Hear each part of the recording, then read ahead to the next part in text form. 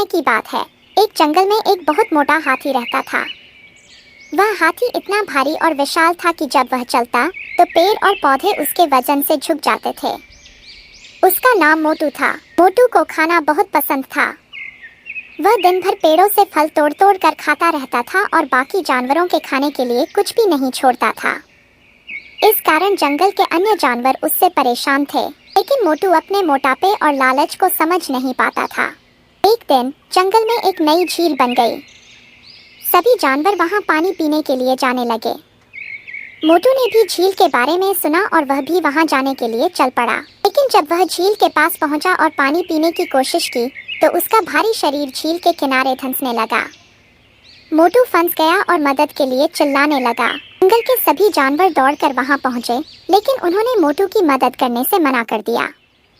उन्होंने कहा, मोटू, तुमने हमेशा अपने लिए ही सब कुछ लिया है और हमें भूखा रखा है। अब तुम समझ जाओ कि दूसरों का भी ख्याल रखना जरूरी है। मोटू ने अपनी गलती समझी और सबसे माफी मांगी। उसने वादा किया कि अब वह खुद को संयमित रखेगा और सभी के साथ भोजन बांटेगा। जानवरों ने उसकी माफी स्वीकार की और मिलकर उसे झील से बाहर निकाला। उस दिन के बाद से मोटू ने कम खाना शुरू कर दिया और धीरे धीरे उसका वजन कम होने लगा।